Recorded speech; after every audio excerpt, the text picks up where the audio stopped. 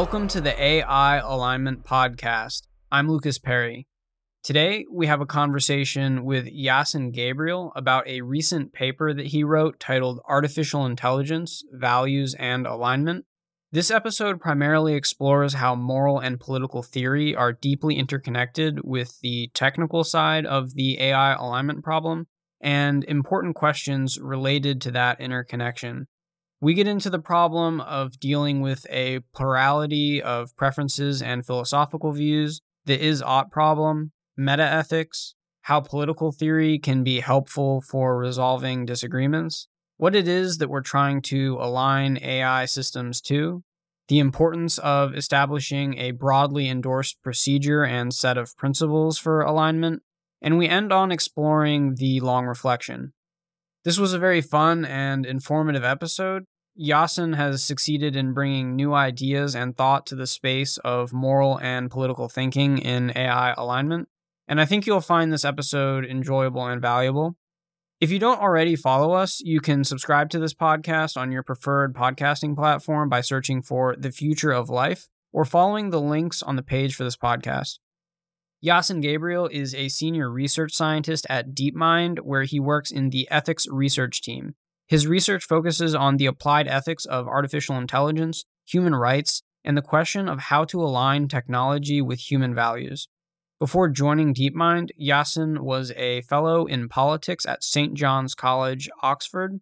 He holds a doctorate in political theory from the University of Oxford and spent a number of years working for the United Nations in post-conflict environments. And with that, let's get into our conversation with Iason Gabriel. So we're here today to discuss your paper, Artificial Intelligence, Values, and Alignment.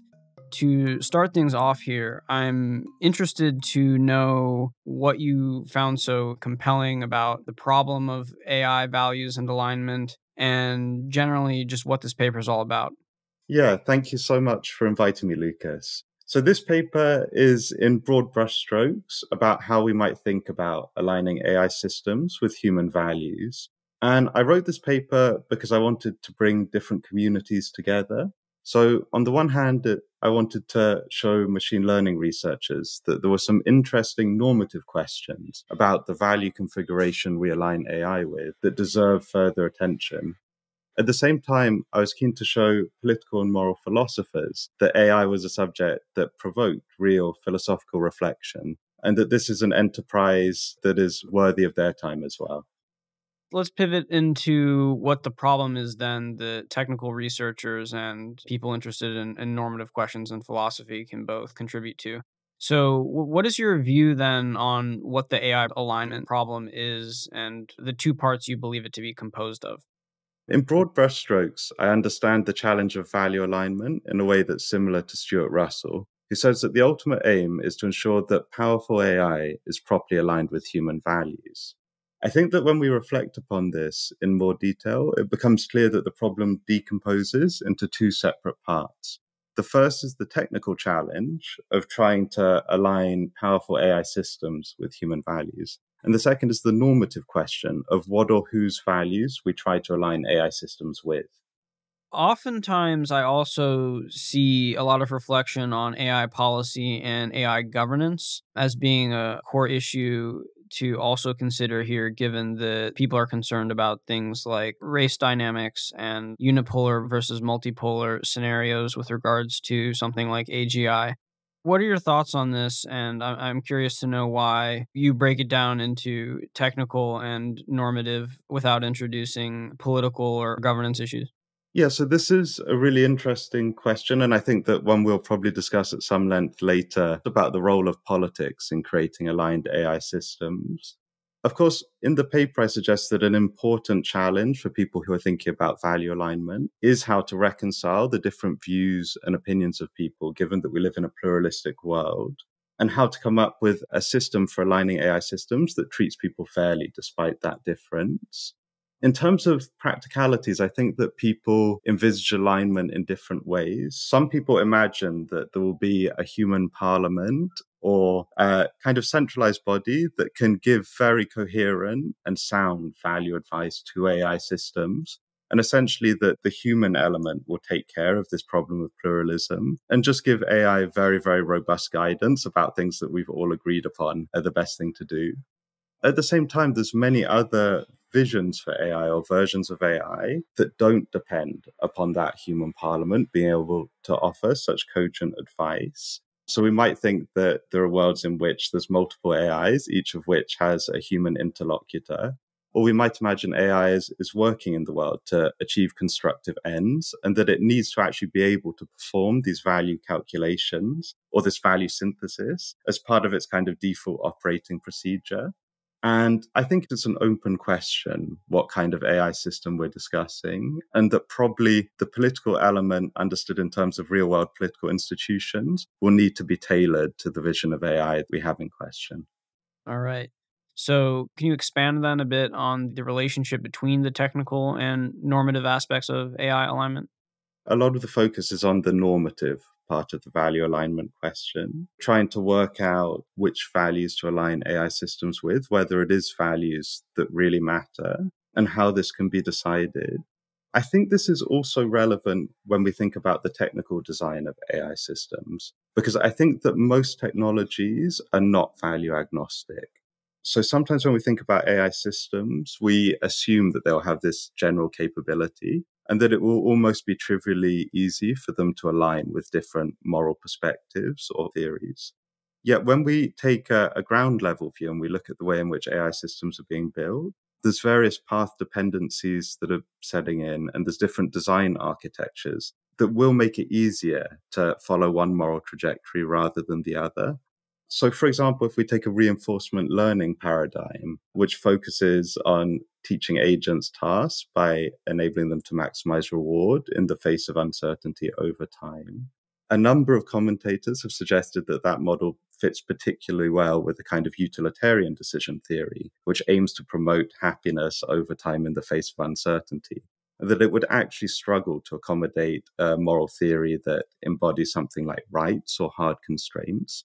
And so I think that if what we do want is a rights-based vision of artificial intelligence, it's important that we get that ideal clear in our minds and that we design with that purpose in mind. This challenge becomes even clearer when we think about moral philosophies such as a Kantian theory, which would ask an agent to reflect on the reasons it has for acting, and then ask whether they universalize to good states of affairs. And this idea of using the currency of a reason to conduct moral deliberation would require some advances in terms of how we think about AI. And it's not something that it's very easy to get a handle on from a technical point of view. So the key takeaway here is that what is going to be possible in terms of the normative and in terms of moral learning and moral reasoning in AI systems will supervene upon technical pathways that we take. And so it is important to be mindful of the relationship between what is possible normatively given what is technically known, and to try and navigate that with mindfulness about that relationship. I think that's precisely right. I see at least two relationships here. So the first is that if we design without a conception of value in mind, it's likely that the technology that we build will not be able to accommodate any value constellation. And then the mirror side of that is if we have a clear value constellation in mind, we may be able to develop technologies that can actually implement or realize that ideal more directly and more effectively. Can you make a bit more clear the ways in which, for example, path dependency of current technical research makes certain normative ethical theories more plausible to be instantiated in AI systems than others? Yeah, so I should say that obviously there's a wide variety of different methodologies that are being tried at the present moment, and that intuitively they seem to match up well with different kinds of theory. Of course, the reality is a lot of effort has been spent trying to ensure that AI systems are safe and that they are aligned with human intentions. When it comes to richer goals, so trying to evidence a specific moral theory, a lot of this is conjecture because we haven't really tried to build utilitarian or Kantian agents in full. But I think in terms of the details, so with regards to reinforcement learning, we have this obviously an optimization driven process. And there is a whole corpus of moral theories that basically use that decision process to achieve good states of affairs. And we can imagine, roughly equating the reward that we use to train an RL agent on with some metric of subjective happiness or something like that. Now, if we were to take a completely different approach, so say virtue ethics is radically contextual, obviously, and it says that the right thing to do in any situation is the action that evidences certain qualities of character, and that these qualities can't be expressed through a simple formula that we can maximize for, but actually require a kind of context dependence. So I think that if that's what we want, if we want to build agents that have a virtuous character, we would really need to think about the fundamental architecture potentially in a different way. And I think that that kind of insight has actually been speculatively adopted by people who consider forms of machine learning like inverse reinforcement learning, who imagine that we could present an agent with examples of good behavior, and that the agent would then learn them in a very nuanced way without us ever having to describe in full what the action was or give it appropriate guidance for every situation. So, as I say, these really are quite tentative thoughts, but it doesn't seem at present possible to build an AI system that adapts equally well to whatever moral theory or perspective we believe ought to be promoted or endorsed. Yeah, so that does make sense to me that different techniques would be more or less skillful for more readily and fully adopting certain normative perspectives and capacities in ethics.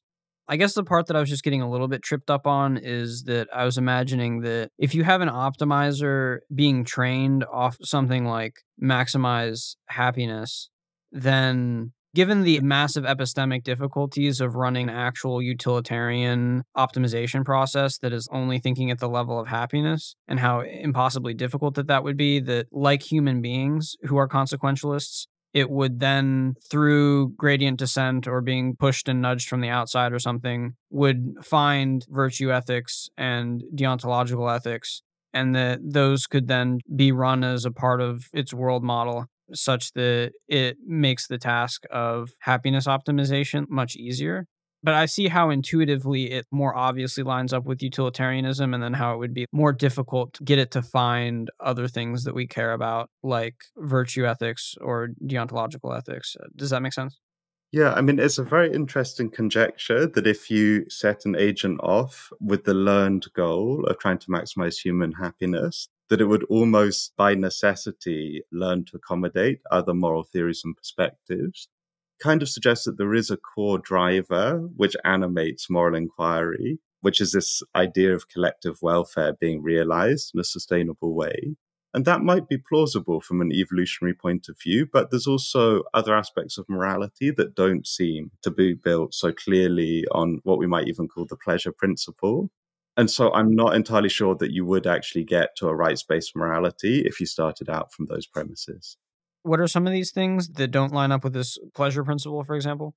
I mean, of course, utilitarians have many sophisticated theories about how endeavors to improve total aggregate happiness involve treating people fairly, placing robust side constraints on what you can do to people, and potentially even encompassing other goods such as animal welfare and the well-being of future generations. But I believe that the philosophical consensus or the preponderance of opinion is that actually, unless we can say that certain things matter fundamentally, for example, human dignity or the well-being of future generations or the value of animal welfare, it's quite hard to build a moral edifice that adequately takes these things into account just through instrumental relationships with human well-being or human happiness. So understood.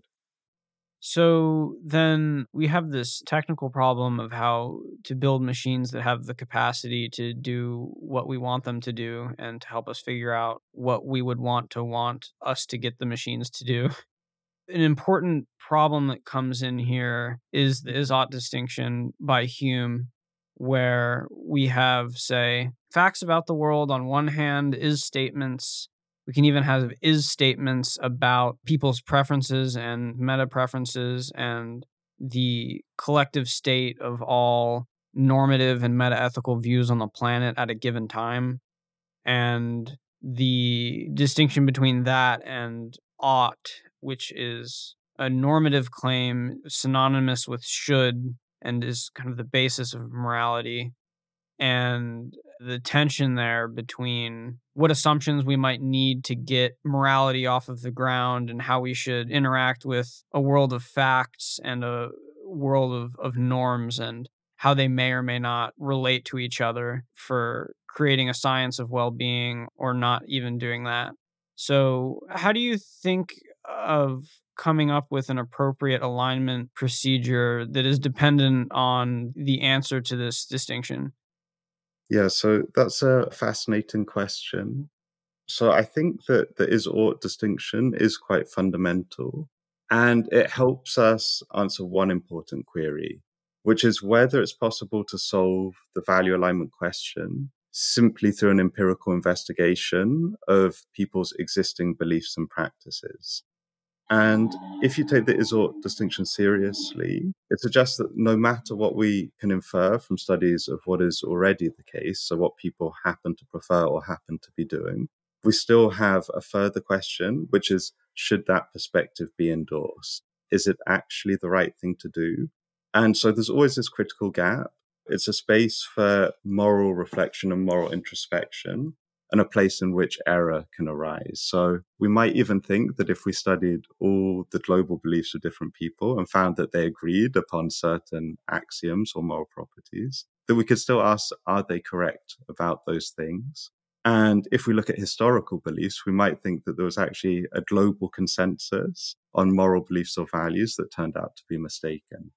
So I think that these endeavors to kind of synthesize moral beliefs to understand them properly are very, very valuable resources for moral theorizing. It's hard to think where else we would begin. But ultimately, we do need to ask these questions about value more directly and ask whether we think that the final elucidation of an idea is something that ought to be promoted. So in sum, it has a number of consequences, but I think one of them is that we do need to maintain a space for normative inquiry, and value alignment can't just be addressed through an empirical social scientific perspective. Right, because one's own perspective on the is-ought distinction and whether and how it is valid will change how one goes about learning and evolving normative and metaethical thinking. Yeah, perhaps at this point, an example will be helpful. So suppose we're trying to train a virtuous agent that has these characteristics of treating people fairly, demonstrating humility, wisdom, and things of that nature. Suppose we can't specify these up front, and we do need a training set. We need to present the agent with examples of what people believe evidence these characteristics. We still have the normative question of what goes into that data set and how do we decide. So the evaluative questions get passed on to that. Of course, we've seen many examples of data sets being poorly curated and containing bias that then transmutes onto the AI system. We either need to have data that's curated so that it meets independent moral standards and the AI learns from that data, or we need to have a moral ideal that is freestanding in some sense and that AI can be built to align with. Let's try and make that even more concrete, because I think this is a really interesting and important problem about why the technical aspect is deeply related with philosophical thinking about this is-ought problem. So the highest level of abstraction, like starting with axioms around here, if we have is statements about data sets, and so data sets are just information about the world. The data sets are the is statements. We can put whatever is statements into a machine, and the machine can take the shape of those values already embedded and codified in the world, in people's minds or in our artifacts and culture. And then the ought question, as you said, is what information in the world should we use? And to understand what information we should use requires some initial principle, some set of axioms that bridges the is-ought gap. So, for example, the kind of move that I think Sam Harris tries to lay out is this axiom like, we should avoid the worst possible misery for everyone. And you may or may not agree with that axiom, but that is the starting point for how one might bridge the is-ought gap to be able to select for which data is better than other data, or which data we should onload to AI systems. So I'm curious to know, how is it that you think about this very fundamental level of initial axiom or axioms that are meant to bridge this distinction? I think that when it comes to these questions of value, we could try and build up from these kind of very, very minimalist assumptions of the kind that it sounds like Sam Harris is defending. We could also start with richer conceptions of value that seem to have some measure of widespread assent and reflective endorsement. So I think, for example, the idea that human life matters, or that sentient life matters, that it has value, and hence that suffering is bad, is a really important component of that. I think that conceptions of fairness, of what people deserve in light of their equal moral standing, is also an important part of the moral content of building an aligned AI system. And I would tend to try and be inclusive in terms of the values that we canvass. So I don't think that we actually need to take this very defensive posture. I think we can think expansively about the conception and nature of the good that we want to promote, and that we can actually have meaningful discussions and debate about that. So we can put forward reasons for defending one set of propositions in comparison with another. We can have epistemic humility here, given the history of moral catastrophes and how morality continues to improve and change over time, and that surely we do not sit at a peak of moral enlightenment in 2020. So, given our epistemic humility, we can cast a wide net around many different principles so that we don't lock ourselves into anything, and can endorse a broad notion of good, which seems safer, but perhaps has some costs in itself for allowing and being more permissible for a wide range of moral views that may not be correct. I think that's broadly speaking correct. We definitely shouldn't tether artificial intelligence too narrowly to the morality of the present moment, given that we may and probably are making moral mistakes of one kind or another. And I think that this thing that you spoke about, a kind of global conversation about value, is exactly right. I mean, if we take insights from political theory seriously, then the philosopher John Rawls suggests that a fundamental element of the present human condition is what he calls the fact of reasonable pluralism, which means that when people are not coerced and when they're able to deliberate freely, they will come to different conclusions about what ultimately has moral value and how we should characterize ought statements, at least when they apply to our own personal lives. So if we start from that premise, we can then think about AI as a shared project and ask this question, which is, given that we do need values in the equation, that we can't just do some kind of descriptive enterprise and that will tell us what kind of system to build, what kind of arrangement adequately factors in people's different views and perspectives and seems like a solution built upon the relevant kind of consensus to value alignment that then allows us to realize a system that can reconcile these different moral perspectives and takes a variety of different values and synthesizes them in a scheme that we would all like. I just feel broadly interested in just introducing a little bit more of the debate and conceptions around the is-ought problem, right? Because there are some people who take it very seriously and other people who try to minimize it or are skeptical of it doing the kind of philosophical work that many people think that it's doing. For example, Sam Harris is a big skeptic of the kind of work that the is-ought problem is doing. And on this podcast, we've had people on who are, for example, realists about consciousness. And there's just a very interesting broad range of views about value that inform the is-ought problem. If one's a realist about consciousness and thinks that suffering is the intrinsic valence carrier of disvalue in the universe, and that joy is the intrinsic valence carrier of well-being, one can have different views on how that even translates to normative ethics and morality, and how one does that given one's view on the is-ought problem. So, for example, if we take that kind of metaphysical view about consciousness seriously, then if we take the is-ought problem seriously, then even though there are actually bad things in the world, like suffering, those things are bad, but that it would still require some kind of axiom to bridge the is-ought distinction if we take it seriously. So because pain is bad, we ought to avoid it. And that's interesting and important, and a question that is at the core of unifying ethics and all of our endeavors in life.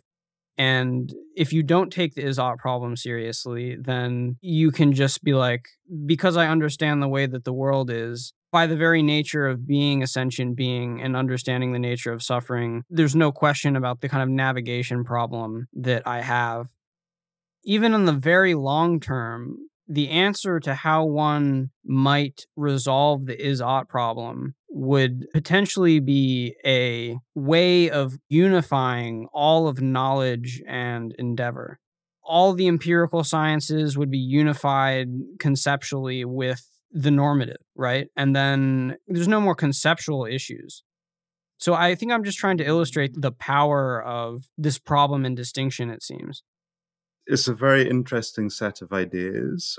To my mind, these kind of arguments about the intrinsic badness of pain, or kind of naturalistic moral arguments, are very strong ways of arguing against, say, moral relativists or moral nihilists, but they don't necessarily circumvent the is-ought distinction.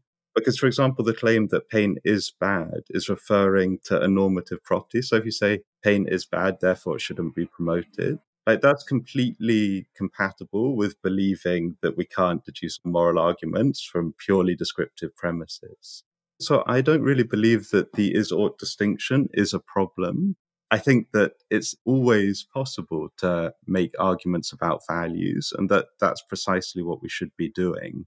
And that the fact that that needs to be conjoined with empirical data in order to then arrive at sensible judgments and practical reason about what ought to be done is a really satisfactory state of affairs. I think one kind of interesting aspect of the vision you put forward was this idea of a kind of unified moral theory that everyone agrees with. And I guess it does touch upon a number of arguments that I make in the paper, where I juxtapose two slightly stylistic descriptions of solutions to the value alignment challenge. The first one is, of course, the approach that I term the true moral theory approach, which holds that we do need a period of prolonged reflection, and we reflect fundamentally on these questions about pain and perhaps other very deep normative questions. And the idea is that by using tools from moral philosophy, eventually, although we haven't done it yet, we may identify a true moral theory. And then it's a relatively simple, well, not simple from a technical point of view, but simple from a normative point of view task of aligning AI, maybe even AGI, with that theory. And we've basically solved the value alignment problem. So in the paper, I argue against that view quite strongly for a number of reasons. The first is that I'm not sure how we would ever know that we'd identified this true moral theory. Of course, many people throughout history have thought that they've discovered this thing and often gone on to do profoundly unethical things to other people. And I'm not sure how, even after a prolonged period of time, we would actually have confidence that we had arrived at the really true thing and that we couldn't still ask the question, am I right? But even putting that to one side, suppose that I had not just confidence, but justified confidence that I really had stumbled upon the true moral theory. And perhaps with the help of AI, I could look at how it plays out in a number of different circumstances. And I realized that it doesn't lead to these kind of weird, anomalous situations that most existing moral theories point towards. And so I really am confident that it's a good one. We still have this question of what happens when we need to persuade other people that we found the true moral theory, and whether that is a further condition on an acceptable solution to the value alignment problem. And in the paper, I say that it is a further condition that needs to be satisfied, because just knowing or supposedly having access to justified belief in a true moral theory doesn't necessarily give you the right to impose that view upon other people, particularly if you're building a very powerful technology that has world-shaping properties. And if we return to this idea of reasonable pluralism that I spoke about earlier, essentially the core claim is that unless we coerce people we can't get to a situation where everyone agrees on matters of morality. We could flip it around. It might be that someone already has the true moral theory out there in the world today, and that we're the people who refuse to accept it for different reasons. I think the question then is, how do we believe other people should be treated by the possessor of the theory, or how do we believe that person should treat us?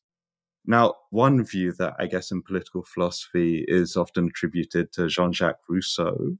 If you have this really good theory, you're justified in coercing other people to live by it. He says that people should be forced to be free when they're not willing to accept the truth of the moral theory. Uh-huh.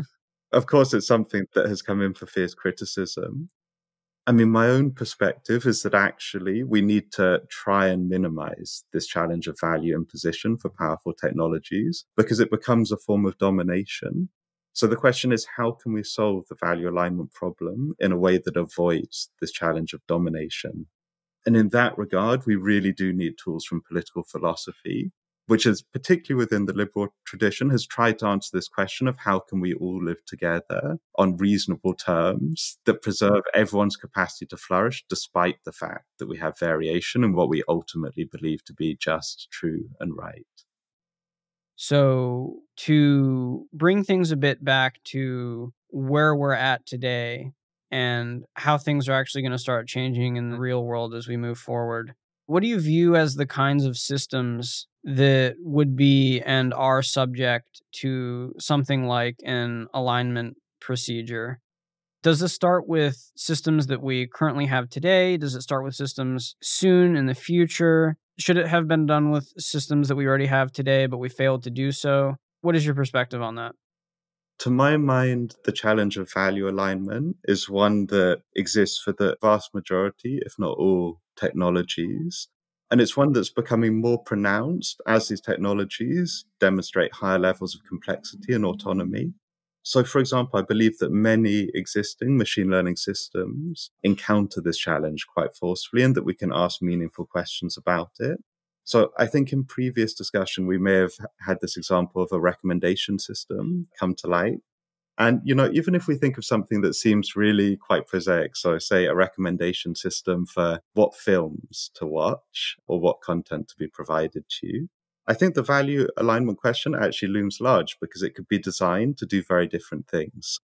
On the one hand, we might have a recommendation system that's geared around your current first order preferences. So it might continuously give you really stimulating, really fun, low quality content that kind of keeps you hooked to the system and with a high level of subjective well-being, but perhaps something that isn't optimal in other regards.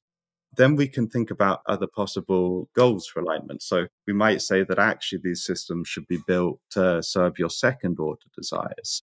Those are desires that in philosophy, we'd say that people reflectively endorse their desires about the person you want to be. So if we were to build a recommendation system with that goal in mind, it might be that instead of watching this kind of cheap and cheerful content, I decide that I'd actually like to be quite a highbrow person. So it starts kind of tacitly providing me with more art house recommendations. But even that doesn't cop out the options. It might be that the system shouldn't really be just trying to satisfy my preferences, that it should actually be trying to steer me in the direction of knowledge and things that are in my interest to know. So it might try and give me new skills that I need to acquire. It might try and recommend, I don't know, cooking or self-improvement programs. That would be a system that was, I guess, geared to my own interest. But even that, again, doesn't give us a complete portfolio of options. Maybe what we want is a morally aligned system that actually enhances our capacity for moral decision making. And then perhaps that would lead us somewhere completely different. So instead of giving us this content that we want, it might lead us to content that leads us to engage with challenging moral questions, such as factory farming or climate change. So value alignment kind of arises quite early on. This is, of course, with the assumption that the recommendation system is geared to promote your interest or well-being or preference or moral sensibility. There's also the question of whether it's really promoting your goals and aspirations or someone else's. And in science and technology studies, there is a big area of value-sensitive design, which essentially says that we need to consult people and have these almost like democratic discussions early on about the kind of values we want to embody in systems. And then we design with that goal in mind. So recommendation systems are one thing. Of course, if we look at public institutions, a criminal justice system, there we have a lot of public thought and discussion about the values that would make a system like that fair. And the challenge then is to work out whether there is a technical approximation of these values that satisfactorily realizes them in a way that conduces to some vision of the public good. So in sum, I think that value alignment challenges exist everywhere. And then they become more pronounced when these technologies become more autonomous and more powerful. So as they have more profound effects on our lives, the burden of justification in terms of the moral standards that are being met become more exacting. And the kind of justification we can give for the design of a technology becomes more important. I guess to bring this back to things that exist today, something like YouTube or Facebook is a very rudimentary, initial kind of very basic first order preference satisfier. I mean, imagine all of the human life years that have been wasted mindlessly consuming content that's not actually good for us. Whereas imagine, I guess, some kind of enlightened version of YouTube where it knows enough about what is good and yourself and what you would reflectively and ideally endorse, and the kind of person that you wish you could be and that you would be only if you knew better and how to get there. So the differences between that second kind of system and the first system, where one is just giving you all of the best cat videos in the world, and the second one is turning you into the person that you always wish you could have been. I think this clearly demonstrates that even for systems that seem mundane, that they could be serving us in much deeper ways and at much deeper levels, and that even when they superficially serve us, they may be doing harm. Yeah, I think that's a really profound observation. I mean, when we really look at the full scope of value or the full picture of the kinds of values we could seek to realize when designing technologies and incorporating them into our lives, often there's a radically expansive picture that emerges. And this touches upon a kind of taxonomic distinction that I introduce in the paper between minimalist and maximalist conceptions of value alignment. So when we think about AI alignment questions, the minimalist says we have to avoid very bad outcomes. So it's important to build safe systems. And then we just need them to reside within some space of value that isn't extremely negative and could take a number of different constellations. Whereas the maximalist says, well, let's actually try and design the very best version of these technologies from a moral point of view, from a human point of view. And they say that even if we design safe technologies, we could still be leaving a lot of value out there on the table. So a technology could be safe, but still not that good for you or that good for the world. And let's aim to populate that space with more positive and richer visions of the future, and then try to realize those through the technologies that we're building. As we want to realize richer visions of human flourishing, it becomes more important that it isn't just a personal goal or vision, but it's one that is collectively endorsed, has been reflected upon, and is justifiable from a variety of different points of view. Right. And I guess it's just also interesting and valuable to reflect briefly on how there is already in each society a place where we draw the line at value imposition. And we have these principles which we've agreed upon broadly, but we're not going to let Ted Bundy do what Ted Bundy wants to do. That's exactly right. So we have hard constraints, some of which are kind of set in law. And clearly those are constraints that of these are just laws that the AI systems need to respect. There's also a huge possible space of better outcomes that are left open once we look at where moral constraints are placed and where they reside. I think that the Ted Bundy example is interesting because it also shows that we need to discount the preferences and desires of certain people. One vision of AI alignment says that it's basically a global preference aggregation system that we need. But in reality, there's a lot of preferences that just shouldn't be counted in the first place because they're unethical or they're misinformed. So again, that kind of, to my mind, pushes us in this direction of a conversation about value itself. And once we know what the principled basis for alignment is, we can then adjudicate properly cases like that and work out what a kind of valid input for an aligned system is, and what things we need to discount if we want to realize good moral outcomes. I'm not going to try and pin you down too hard on that because there's the tension here, of course, between the importance of liberalism not coercing value judgments on anyone, but then also being like, well, we actually have to do it in some places. And that line is a scary one to move in either direction. So I want to explore more now the different understandings of what it is that we're trying to align AI systems to.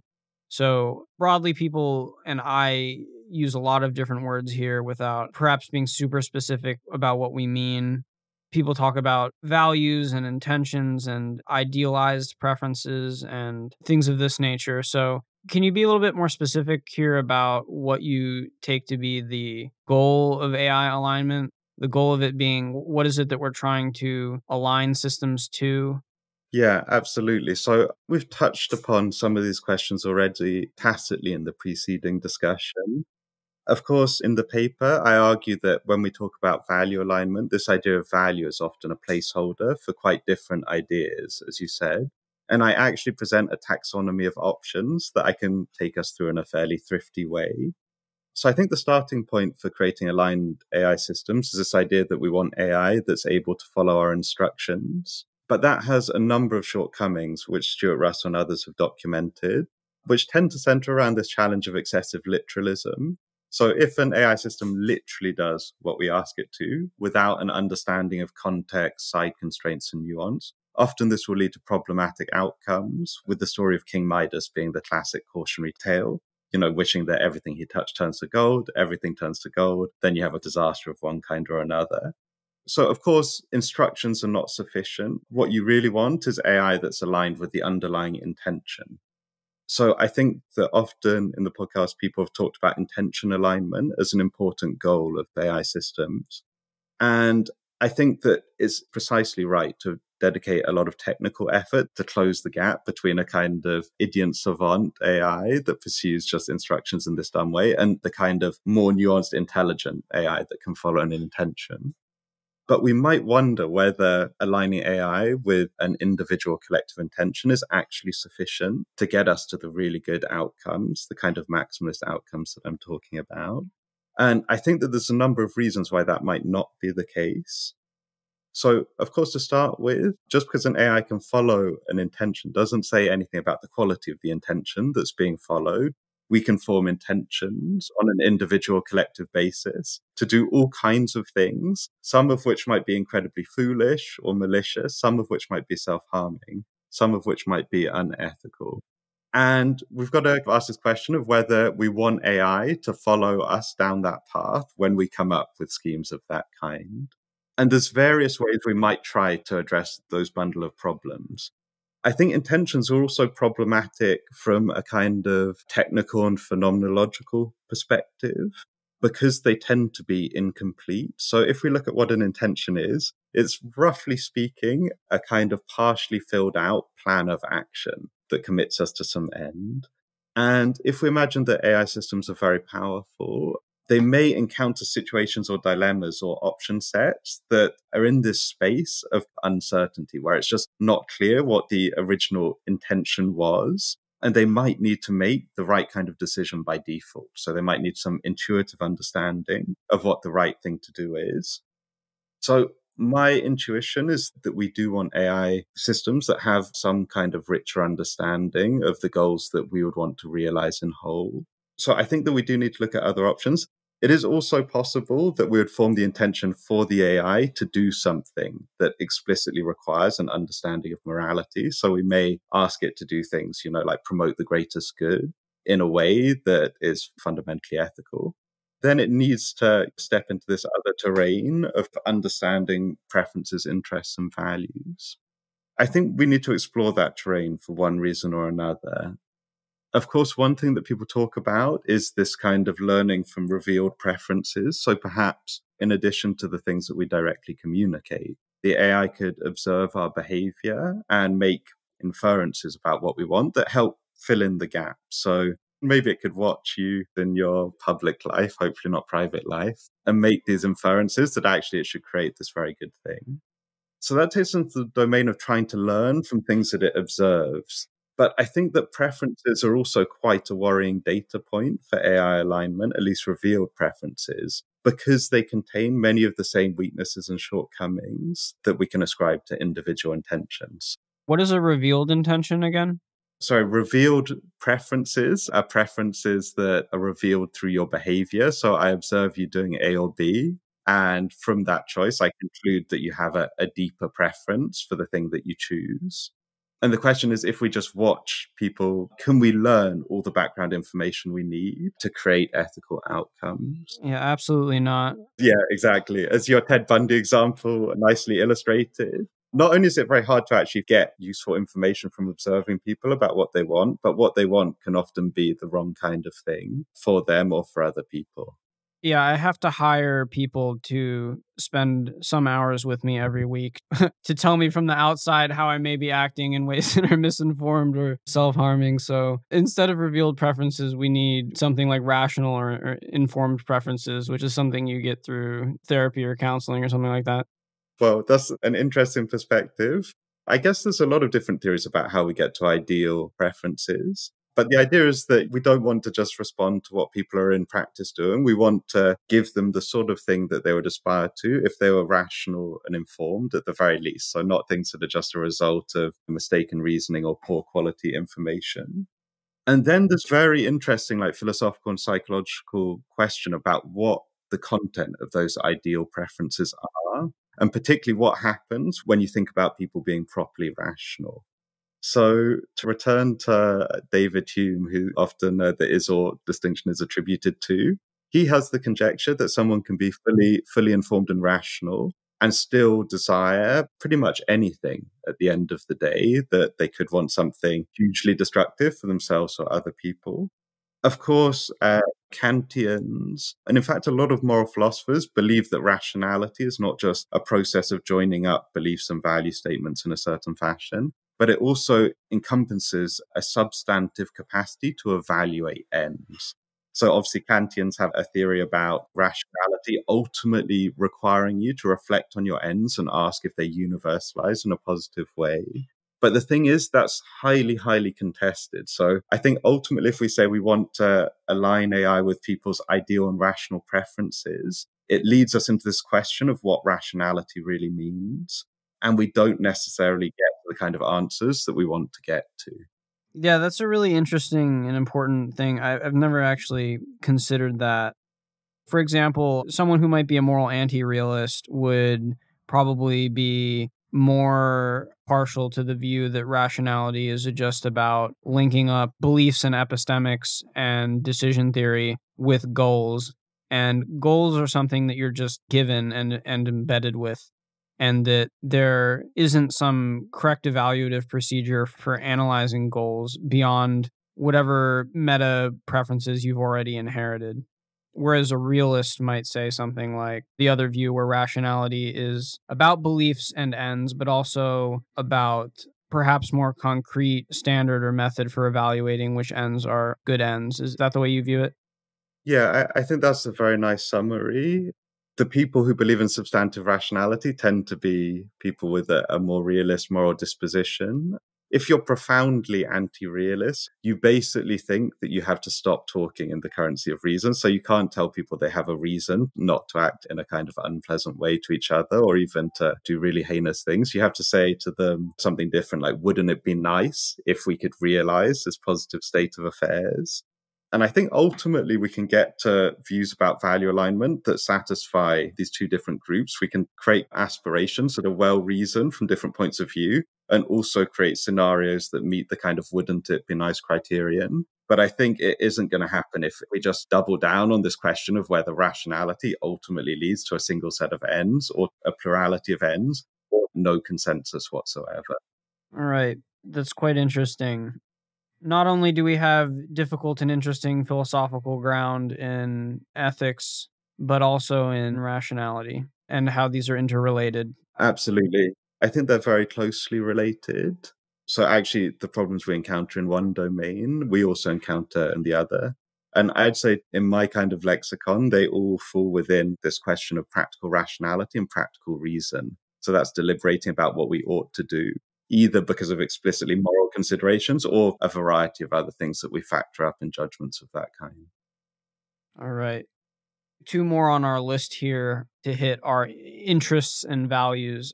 So I think there are one or two more things we could say about that. So if we think that one of the challenges with ideal preferences is that they lead us into this heavily contested space about what rationality truly requires, we might think that a conception of human interest does significantly better.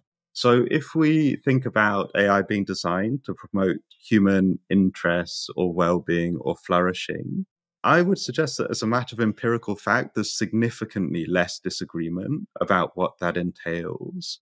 So if we look at, say, the capability-based approach that Amartya Sen and Martha Nussbaum have developed, it essentially says that there's a number of key goods and aspects of human flourishing that the vast majority of people believe conduce to a good life and that actually has some intercultural value and affirmation. So if we designed AI that bore in mind this goal of enhancing general human capabilities, so human freedom, physical security, emotional security, capacity, that looks like an AI that is both, roughly speaking, getting us into the space of something that looks like it's unlocking real value and also isn't bogged down in a huge amount of metaphysical contention. I suggest that aligning AI with human interests or well-being is a good proximate goal when it comes to value alignment. But even then, I think that there's some important things that are missing and that can only actually be captured if we return to the idea of value itself. So by this point, it looks like we have almost arrived at a kind of utilitarian AI via the back door. I mean, of course, utility as a subjective mental state isn't necessarily the same as someone's interest or their capacity to lead a flourishing life. But it looks like we have an AI that's geared around optimizing some notion of human well-being. And the question is, what might be missing there or what might go wrong? And I think there are some things that view of value alignment still struggles to factor in. The welfare of non-human animals is something that's missing from this well-being centered perspective on alignment. That's why we might just want to make it well-being for sentient creatures. Exactly. And I believe that this is a valuable enterprise. So we can expand the circle. So we say it's the well-being of sentient creatures. And then we have the question about what about future generations? Does their well-being count? And we might think that it does. If we follow Toby Ord, or in fact, most conventional thinking, we do think that the welfare of future generations has intrinsic value. So we might say, well, we want to promote well-being of sentient creatures over time with some appropriate weighting to account for time. And that's actually starting to take us into a richer space of value. So we have well-being, but we also have a theory about how to do intertemporal comparisons. We might also think that it matters how well-being or welfare is distributed, that it isn't just a maximization question, but that we also have to be interested in equity or distribution because we think it's intrinsically important. So we might think it has to be done in a manner that's fair. Additionally, we might think that things like the natural world have intrinsic value that we want to factor in. And so the point which will almost be familiar now from our earlier discussion is you actually have to get to that question of what values do we want to align the system with? Because values and the principles that derive with them can capture everything that is seemingly important. Right. And so, for example, within the effective altruism community and within moral philosophy recently, the way in which moral progress has been made is insofar that debiasing human moral thought and ethics from spatial and temporal bias. So Peter Singer has the children drowning in a shallow pond argument. It just illustrates how there are people dying and children dying all over the world in situations which we could cheaply intervene to save them, as if they were drowning in a shallow pond and you only need take a couple steps and just pull them out, except we don't. And we don't because they're far away. And I would like to say essentially everyone finds this compelling, that where you are in space doesn't matter how much you're suffering, that if you are suffering, then all else being equal, we should intervene to alleviate that suffering when it's reasonable to do so. So space doesn't matter for ethics. Likewise, I hope and I think that we're moving in the right direction if time also doesn't matter. While also being mindful, we also have to introduce things like uncertainty, like we don't know what the future will be like. But this principle about caring about the well-being of sentient creatures in general, I think, is essential and core, I think, to whatever list of principles we'll want for bridging the is-ought distinction, because it takes away spatial bias where you are in space doesn't matter. It just matters that you're a sentient being. It doesn't matter when you are as a sentient being. It also doesn't matter what kind of sentient being you are, because the thing we care about is sentience. So then the moral circle has expanded across species, it's expanded across time, it's expanded across space. It includes aliens and all possible minds that we could encounter now or in the future. We have to get that one in, I think, for making a good future with AI. That's a picture that I strongly identify with on a personal level, this idea of the expanding moral circle of sensibilities. And I think, from a substantive point of view, you're probably right that that is a lot of the content that we would want to put into an aligned AI system. I think that one interesting thing to note is that a lot of these views are actually empirically fairly controversial. So if we look at the interesting study, the Moral Machine experiment, where I believe like several million people ultimately played this experiment online, where they decided which trade-offs an AV, an autonomous vehicle, should make in different situations. So whether it should crash into one person or five people, a rich person or a poor person. Pretty much everyone agreed that it should kill fewer people when that was on the table. But I believe that in many parts of the world, there was also belief that the lives of affluent people mattered more than the lives of those in poverty. And so if you were just to reason from their first order moral beliefs, you would bake that bias into an AI system. That seems deeply problematic. And I think it actually puts pressure on this question, which is like, we've already said we don't want to just align AI with existing moral preferences. We've also said that we can't just declare a moral theory to be true and impose it on other people. So are there other options which move us in the direction of these kind of moral beliefs that seem to be deeply justified, but also avoid the challenge of value imposition? And how far do they get if we try to move forward, not just as individuals, like examining the kind of expanding moral circle, but as a community that's trying to progressively endogenize these ideas and come up with moral principles that we can all live by? We might not get as far if we were going at it alone, but I think that there are some solutions that are kind of in that space, and those are the ones that I'm interested in exploring. I mean, common sense morality, understood as the conventional morality that most people endorse, I would say is deeply flawed in a number of regards, including with regards to, global poverty and things of that nature. And that's really unfortunate, given that we probably also don't want to force people to live by more enlightened beliefs, which they don't endorse or can't understand. So I think that the interesting question is, how do we meet this demand for a respect for pluralism and also avoid getting stuck in the morass of common sense morality, which has these prejudicial beliefs that will probably, with the passage of time, come to be regarded quite unfortunately by future generations. And I think that taking this demand for non-domination or democratic support seriously means not just running far into the future or in a way that we believe represents the future, but also doing a lot of other things, trying to have a democratic discourse where we use these reasons to justify certain policies that then other people reflectively endorse, and we move the project forwards in a way that meets both desiderata. And in this paper, I try to map out different solutions that both meet this criterion of respecting people's pluralistic beliefs while also moving us towards genuinely morally aligned outcomes.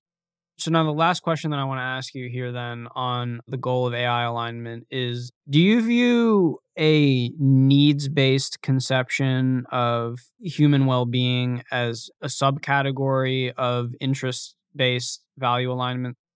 People have come up with different conceptions of human needs. People are generally familiar with Maslow's hierarchy of needs.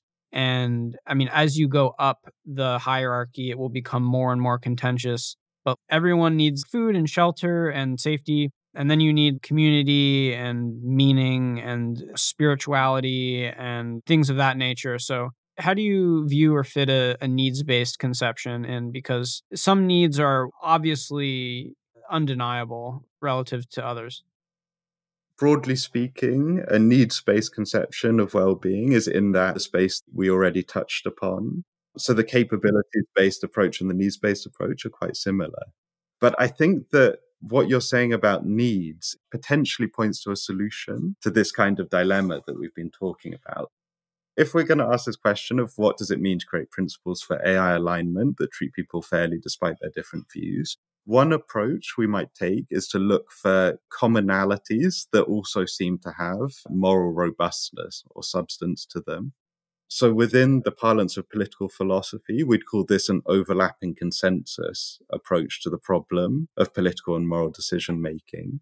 I think that that's a project that's well worth countenancing. So we might say there's a plurality of global beliefs and cultures. What is it that these cultures coalesce around? And I think that it's likely to be something along the lines of the argument that you just put forward, that people are vulnerable in virtue of how we're constituted, that we have a kind of fragility, and that we need protection, both against the environment and against certain forms of harm, particularly state-based violence. And that this is a kind of moral bedrock, or what the philosopher Henry Shue calls a moral minimum, that receives intercultural endorsement. So actually, the idea of human needs is very, very closely tied to the idea of human rights. So the idea is that the need is fundamental, and in virtue of your moral standing, the normative claim, and your need, the empirical claim, you have a right to enjoy a certain good and to be secure in the knowledge that you'll enjoy that thing. So I think the idea of building a kind of human rights-based AI that's based upon this intercultural consensus is pretty promising. In some regards, human rights as they've been historically thought about are not super easy to turn into a theory of AI alignment because they are historically thought of as guarantees that states have to give their citizens in order to be legitimate. And it isn't entirely clear what it means to have a human rights-based technology. But I think that this is a really productive area to work in. And I would definitely like to try and populate that ground. You might also think that the consensus or the emerging consensus around values that need to be built into AI systems, such as fairness and explainability, potentially portends that the emergence of this kind of intercultural consensus. Although I guess at that point, we have to be really mindful of the voices that are at the table and who's had an opportunity to speak. So although there does appear to be some convergence around principles of beneficence and things like that, it's also true that this isn't a global conversation in which everyone is represented. And it would be easy to prematurely rush to the conclusion that we know what values to pursue when we're really just reiterating some kind of very heavily Western-centric, affluent view of ethics that doesn't have real intercultural democratic viability. All right. Now, it's also interesting and important to consider here the differences in importance of single agent and multi-agent alignment scenarios. For example, you can imagine entertaining the question of how is it that I would build a system that would be able to align with my values? One agent being the AI system and one person, and how is it that I get this system to do what I want it to do? And then the multi-agent alignment scenario considers how do I get one agent to align and serve to many different people's interests and well-being and desires and preferences and needs. And then also, how do we get systems to act and behave when there are many other systems trying to serve and align to many other different people's needs? And how is it that all of these systems may or may not collaborate with all of the other AI systems and may or may not collaborate with all of the other human beings when all the human beings may have conflicting preferences and needs? How is it that we do, for example, inter-theoretic comparisons of value and needs? So, what's the difference in importance between single agent and multi-agent alignment scenarios? I think that the difference is best understood in terms of how expansive the goal of alignment has to be. So if we're just thinking about a single person and a single agent, it's okay to approach the value alignment challenge through a slightly solipsistic lens. In fact, if it was just one person and one agent, it's not clear that morality really enters the picture unless there are other people or other sentient creatures who our action can affect. So with one person, one agent, the challenge is primarily correlation with the person's desires, aims, intentions. Potentially, there is still a question of whether the AI serves their interest rather than, these more volitional states that come to mind. When we think about situations in which like many people are affected, then it becomes kind of remiss not to think about interpersonal comparisons and the kind of richer conceptions that we've been talking about. Now, I mentioned earlier that there is a view that there will always be a human body that synthesizes preferences and provides moral instructions for AI. We can imagine democratic approaches to value alignment where human beings assemble maybe in national parliaments, maybe in global fora, and legislate principles that AI is then designed in accordance with.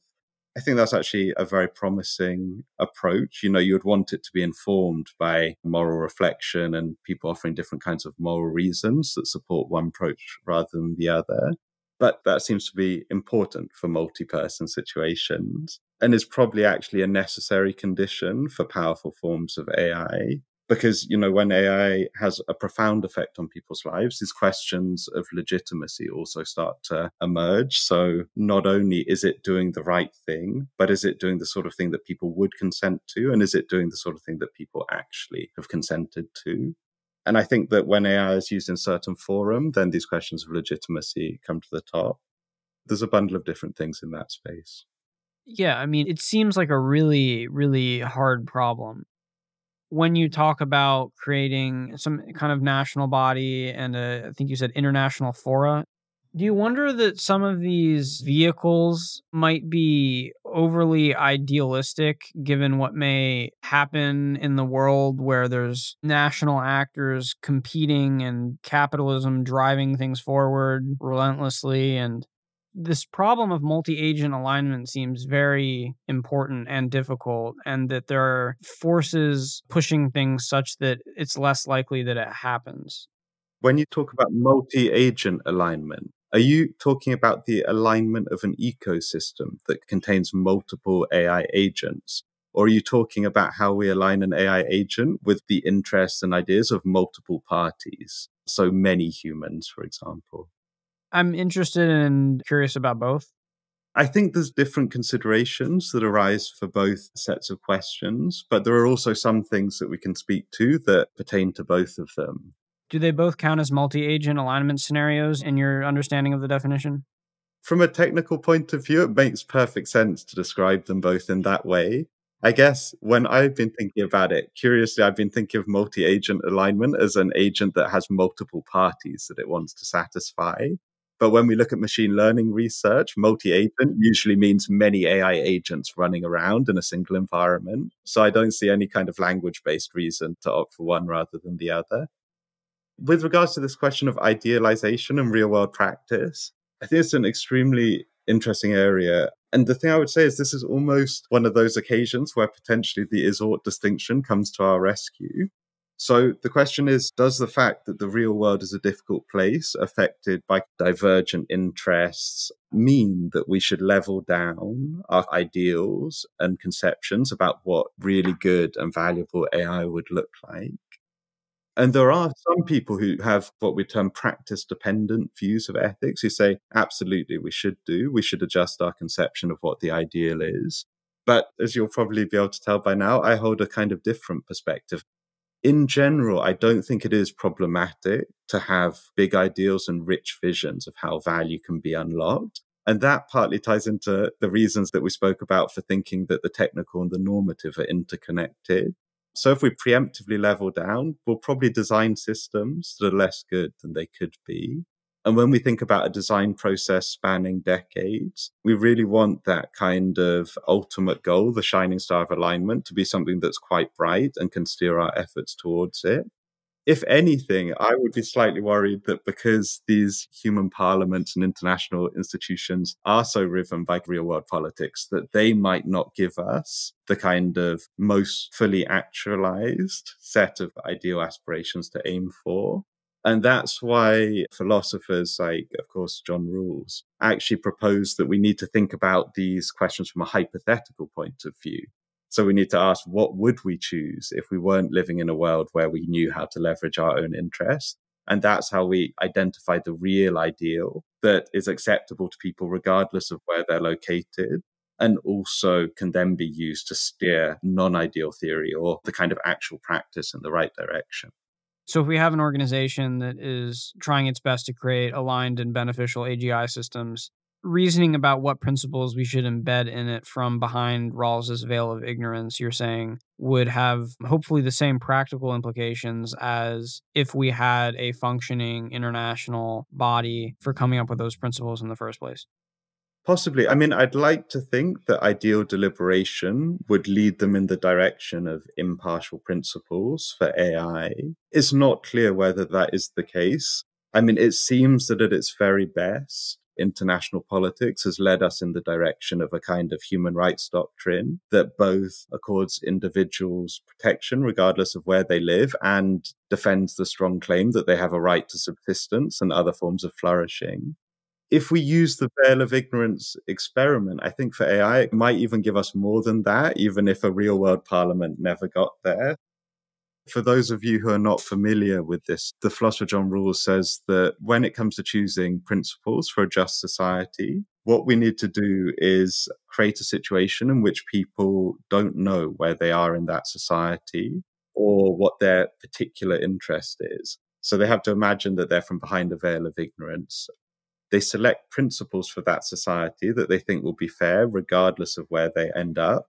And then, having done that process and identified principles of justice for the society, he actually holds out the aspiration that people will reflectively endorse them, even once the veil has been removed. So they'll say, yes, in that situation, I was reasoning in a fair way that was non-prejudicial. And these principles that I identified there continue to have value in the real world.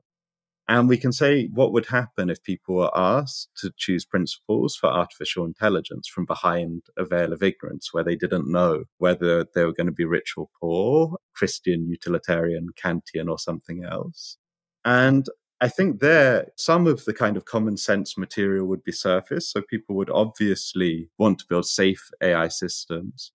I imagine that this idea of preserving human autonomy and control would also register. But for some forms of AI, I also think distributive considerations would come into play. So they might start to think about how the benefits and burdens of these technologies are distributed and how those questions play out on a global basis. They might say that ultimately a value-aligned AI is one that has fair distributive impacts on a global basis. And if you follow rules, that it works to the advantage of the least well-off people. That's a very substantive conception of value alignment, which may or may not be the final outcome of ideal international deliberation.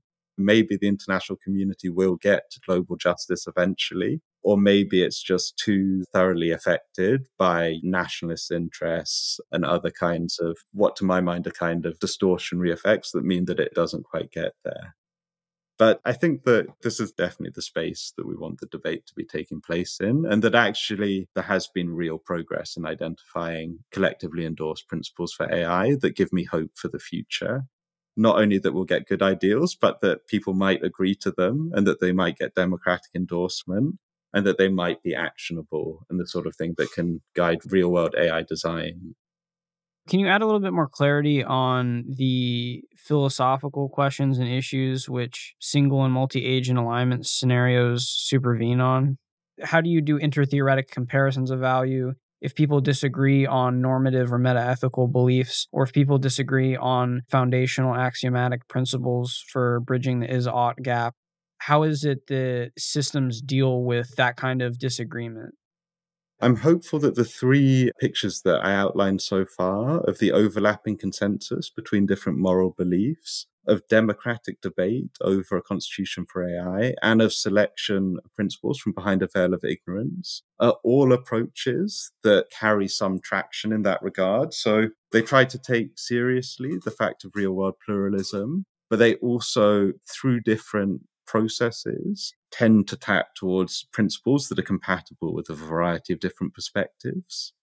Although I would say I do feel like there's a question about this multi-agent thing that may still not be completely clear in my mind, and it may come back to those earlier questions about definition. So in a one-person, one-agent scenario, you don't have this question of what to do with pluralism, and you can probably go for a more simple one-shot solution, which is align it with the person's interests, beliefs, moral beliefs, intentions, or something like that.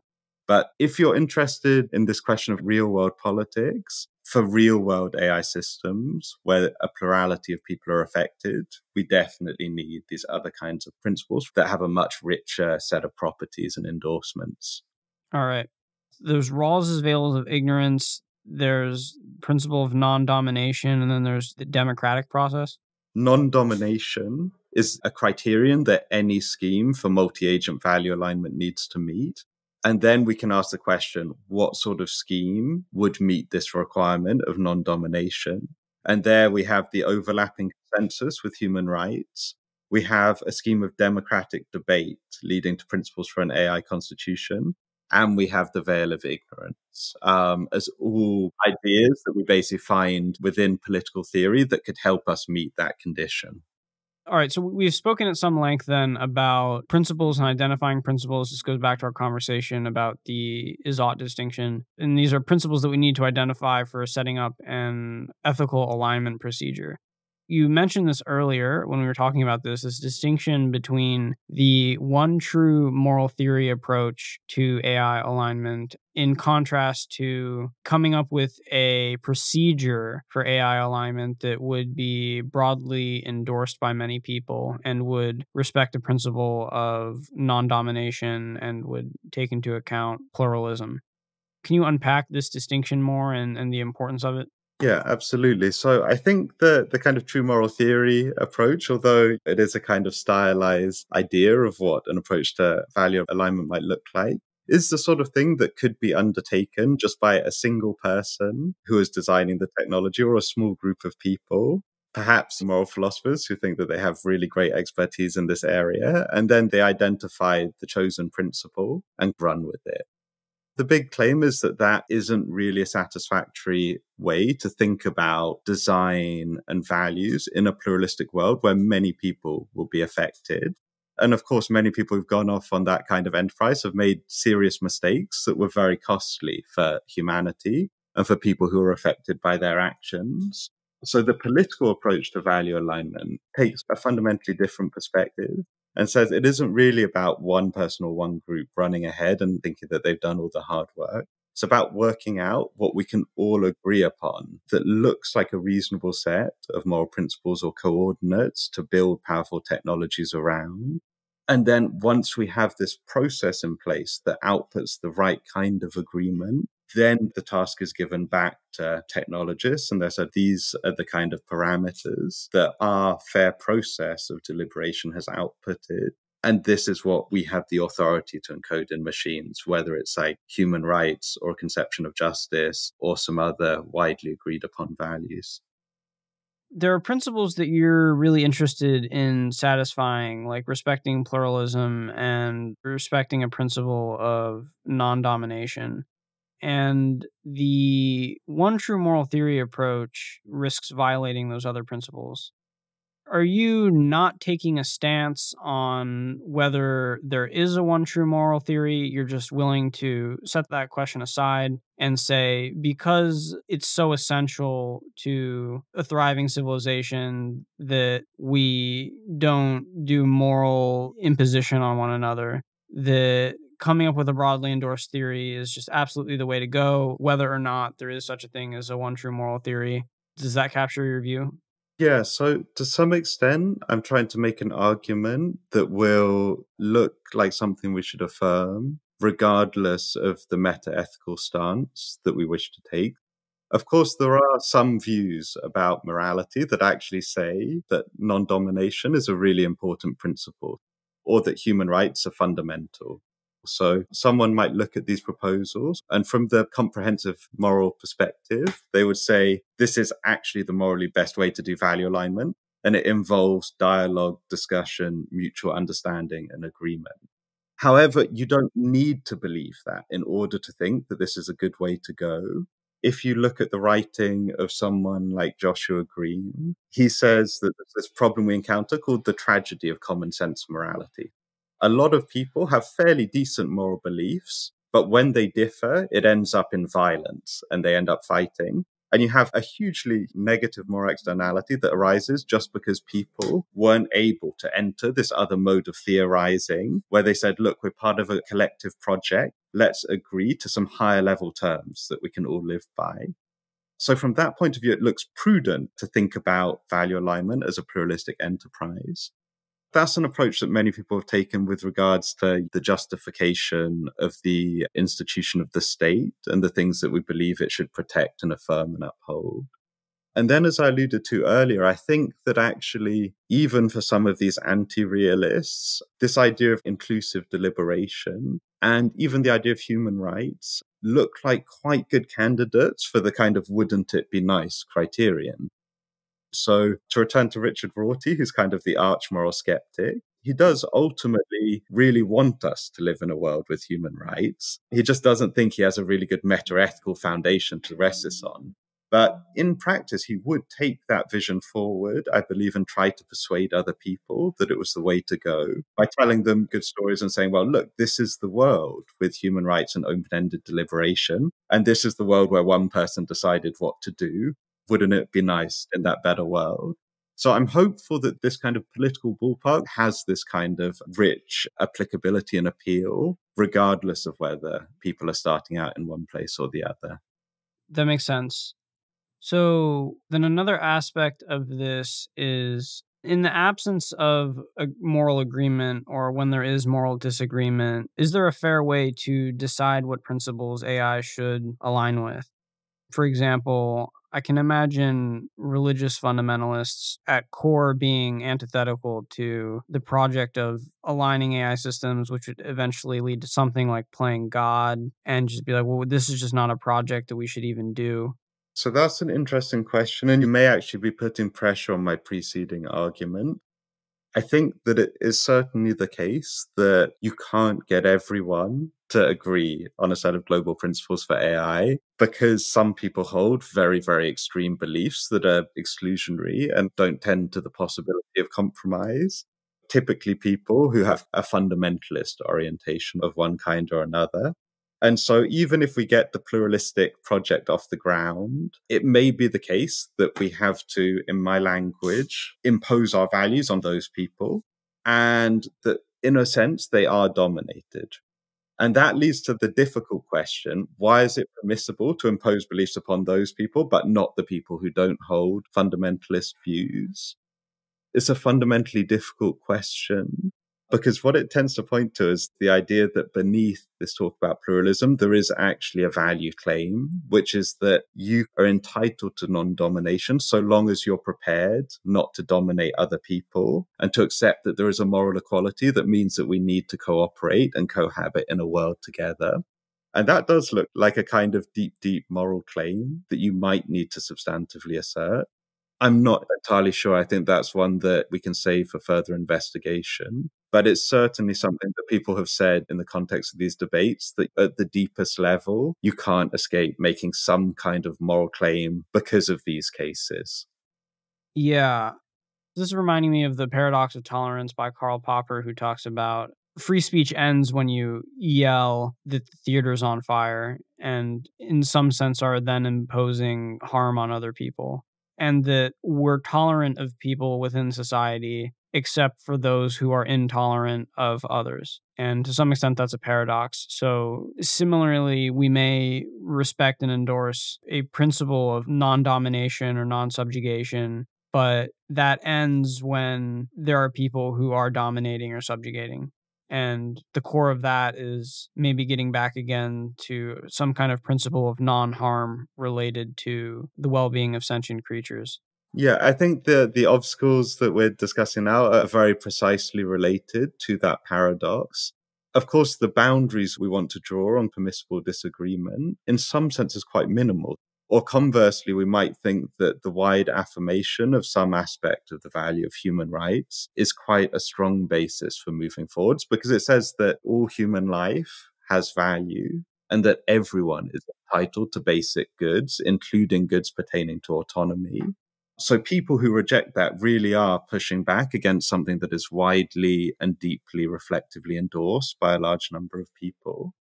I also think that with regards to toleration, the anti-realist position becomes quite hard to figure out or quite strange. So you have these people who are not prepared to live in a world where they respect others and they have this will to dominate or a fundamentalist perspective. The anti-realist says, well, potentially there's this nicer world we can move towards. The anti-realist doesn't deal in the currency of moral reasons. They don't really have to worry about it too much. They can just say, and we're going to go in that direction with everyone else who agrees with us, and hold to the idea that it looks like a good way to live. So in a way, the problem of domination is much more serious for people who are moral realists. For the anti-realists, it's not actually a perspective I inhabit in my day-to-day life, so it's hard for me to say what they would make of it. Well, I guess just to briefly defend the anti-realist, I imagine that they would say that they still have reasons for morality. They just don't think that there is an objective epistemological methodology for discovering what is true. There aren't facts about morality, but I'm going to go make the same noises that you make about morality. Like, I'm going to give reasons and justification, and these are as good as making up empty screeching noises and blah blahing about things that don't exist, but it's still motivating to other people, right? They still will have reasons and justification. They just don't think it pertains to truth. And they will use that to navigate the world and then justify domination or not. That seems possible. But I guess for the anti-realist, if they think we're just fundamentally expressing pro-attitude, so when I say, it isn't justified to dominate others, I'm just saying I don't like it when this thing happens, then we're just dealing in the currency of likes. And I just don't think you have to be so worried about the problem of domination as you are if you think that this means something more than someone just expressing an attitude about what they like or don't. If there aren't real moral reasons or considerations at stake, if it's just people saying, I like this, I don't like this, then you can get on with the enterprise that you believe achieves these positive ends. Of course, the unpleasant thing is you kind of are potentially giving permission to other people to do the same, or that's a consequence of the view you hold. And I think that's why a lot of people want to rescue the idea of moral justification as a really meaningful practice, because they're not prepared to say, well, everyone gets on with the thing that they happen to like, and the rest of it is just window dressing. All right. Well, I'm not sure how much we need to worry about this now. I think it seems like anti-realists and realists basically act the same in the real world. Maybe. I don't know.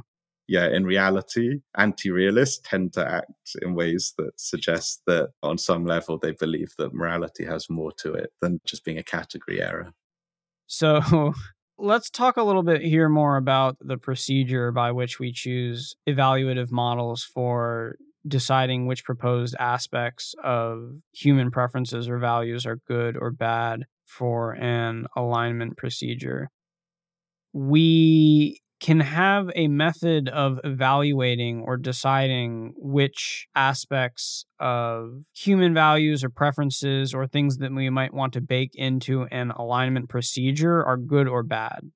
But you mentioned something like having a global fora or having different kinds of governance institutions or vehicles by which we might have conversation to decide how to come up with an alignment procedure that would be endorsed. What is the procedure to decide what kinds of evaluative models we will use to decide what counts as a good alignment procedure or not? Right now, this question is being answered by a very biased and privileged select few in the West at AI organizations and people adjacent to them. I think this question is absolutely fundamental.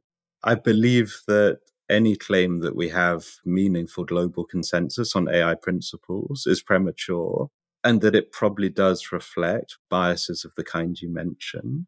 I mean, broadly speaking, I think that there's two extremely important reasons to try and widen this conversation. The first is that in order to get a kind of clear, well-grounded and well-cited vision on what AI should align with, we definitely need intercultural perspectives on the assumption that, to quote John Stuart Mill, no one has complete access to the truth and people have access to different parts of it. The bigger the conversation becomes, the more likely it is that we move towards maximal value alignment of the kind that humanity deserves.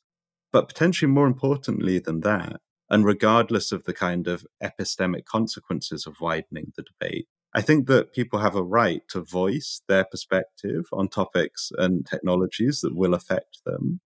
If we think of the purpose of a global conversation, partly as this idea of formulating principles, but also bestowing on them a certain authority in light of which we're permitted to build powerful technologies, then you just can't say that they have the right kind of authority and grounding without proper extensive consultation. And so I would suggest that that's a very important next step for people who are working in this space. I'm also hopeful that actually these different approaches that we've discussed can potentially be mutually supporting. So I think that there's a good chance that human rights could serve as a foundation or a seed for a good, strong intercultural conversation around AI alignment. And I'm not sure to what extent this really is the case, but it might be that even some of these ideas about reasoning impartially have currency in a global conversation.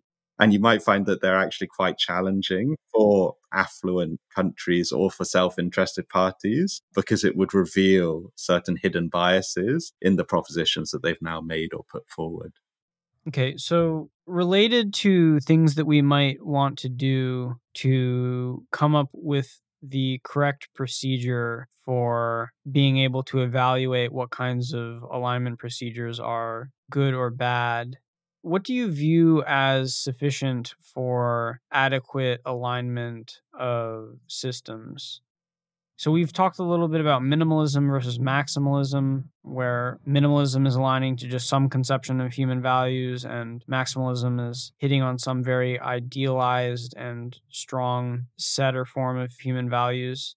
And this procedure is related, at least in the, I guess, existential risk space, coming from people like Toby Ord and William McCaskill. They talk about something like a long reflection. So, if I'm asking you about what might be adequate alignment for systems, one criteria for that might be meeting basic human needs, meeting human rights, and reducing existential risk further and further such that it's very, very close to zero and we enter a period of existential stability. And then following this existential stability is proposed something like a long reflection where we might more deeply consider ethics and values and norms before we set about changing and optimizing all of the atoms around us in the galaxy. So, do you have a perspective here on this sort of most high level timeline of first, as we're aligning AI systems, what does it mean for it to be adequate? And then what needs to potentially be saved for something like a long reflection? And then how something like a broadly endorsed procedure versus a one true moral theory approach would fit into something like a long reflection? Yes, a number of thoughts on this topic. The first pertains to the idea of existential security, and I guess why it's defined as the kind of dominant goal in the short term perspective. There may be good reasons for this, but I think what I would suggest is that obviously involves trade offs. You know, the world we live in is a very unideal place, one in which we have a vast quantity of unnecessary suffering. And to my mind, it's probably not even acceptable to say that basically the goal of building AI is, or that the foremost challenge of humanity is to focus on this kind of existential security and extreme longevity while living so many people to lead lives that are less than they could be. Why do you think that? Well, because human life matters. If we were to look at where the real gains in the world are today, I believe it's helping these people who, die unnecessarily from neglected diseases, lack subsistence incomes, and things of that nature. And I believe that has to form part of the picture of our ideal trajectory for technological development. Yeah, that makes sense to me. I'm confused what you're actually saying about the existential security view as being central. If you compare the suffering of people that exist today, obviously, to the astronomical amount of life that could be in the future, is that kind of reasoning about the potential that doesn't do the work for you for seeing mitigating existential risk as the central concern? I'm not entirely sure, but what I would say is that on one reading of the argument that's being presented, the goal should be to build extremely safe systems and not try to intervene in areas about which there's more substantive contestation until there's been a long delay and a period of reflection, which might mean neglecting some very morally important and tractable challenges that the world is facing at the present moment. And I think that that would be problematic. Like, I'm not sure why we can't work towards something that's more ambitious. For example, a human rights respecting AI technology. Why would that entail that? Well, so, I mean, this is the kind of question about the proposition that's been put in front of us. Essentially, if that isn't the proposition, then the long reflection isn't leaving like huge amounts to be deliberated about, right? Because we're saying in the short term, we're going to tether towards global security, but we're also going to try and do a lot of other things around which there's moral uncertainty and disagreement. For example, promote fairer outcomes, mobilize in the direction of respecting human rights. And I think that once we've moved towards that conception of value alignment, it isn't really clear what the substance of the long reflection is. So do you have an idea of what questions would remain to be answered? Yeah, so I guess I feel confused because reaching existential security as part of this initial alignment procedure doesn't seem to be in conflict with alleviating the suffering of the global poor, because I don't think moral uncertainty extends to meeting basic human needs or satisfying basic human rights or things that are obviously conducive to the well-being of sentient creatures. So I don't think poverty gets pushed to the long reflection. I don't think unnecessary suffering gets pushed to the long reflection. So then the question you're asking is, what is it that does get pushed to the long reflection? Yes. So then what gets pushed to the long reflection is the one true moral theory approach to alignment actually correct? Is there a one true moral theory, or is there not a one true moral theory? Are anti-realists correct, or are realists correct, or are they both wrong in some sense, or something else correct? And then given that, the potential answer or inability to come up with an answer to that would change how something like the cosmic endowment gets optimized. Because we're talking about billions upon billions upon billions upon billions of years if we don't go extinct. And the universe is going to evaporate eventually. But until then, there's an astronomical amount of things that could get done. And so the wrong reflection is about deciding what to actually do with that. And however esoteric it is, the proposals range from you just have some pluralistic optimization process. There's no right way you should live. Things other than joy and suffering matter, like, I don't know, building monuments that calculate mathematics ever more precisely. And if you want to carve out a section of the cosmic endowment for optimizing things that are other than conscious states, you're free to do that. Versus coming down on something more like a one true moral theory approach and being like, the only kinds of things that seem to matter in this world are the states of conscious creatures. Therefore, the future should just be an endeavor of optimizing for creating minds that are ever more enjoying profound states of spiritual enlightenment and spiritual bliss and knowledge. The long reflection might even be about whether or not knowledge matters for a mind.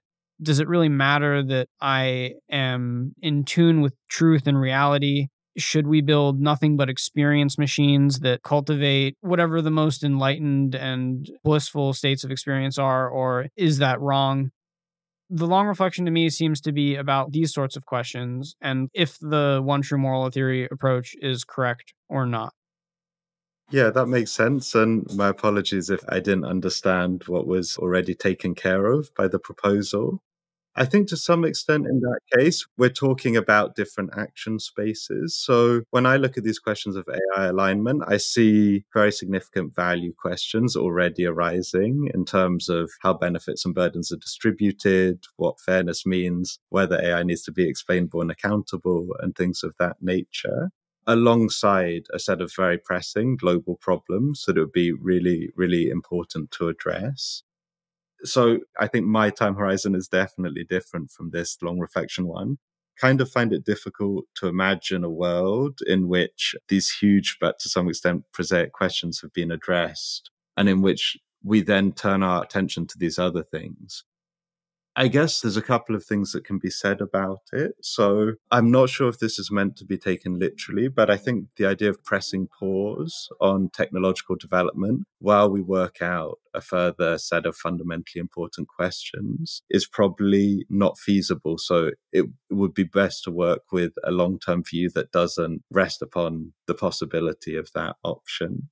And then I think that the other fundamental question is what is actually happening in this long reflection? So it can be described in a variety of different ways. Sometimes it sounds like it's a big philosophical conference that runs for a very, very long time. And at the end of it, hopefully people kind of settle these questions and they come out to the world and they're like, wow, this is a really important discovery. I mean, if you take seriously the things we've been talking about today, you still have the question of what do you do with the people who then say, actually, I think you're wrong about that. And I think, in a sense, it recursively pushes us back into the kind of processes that I've been talking about. When I hear people talk about the long reflection, there does also sometimes seem to be this idea that it's a period in which there's very productive global conversation about the kind of norms and directions that we want humanity to take.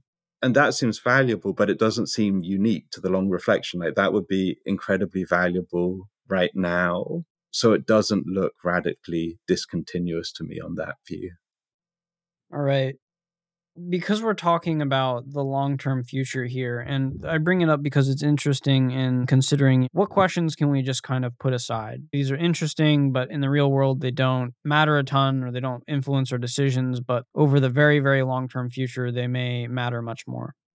When I think about a principle like non-domination, it seems like we care about this conception of non-imposition and non-dominance and non-subjugation for reasons of, first of all, well-being. And the reason why we care about this well-being question is because human beings are extremely fallible.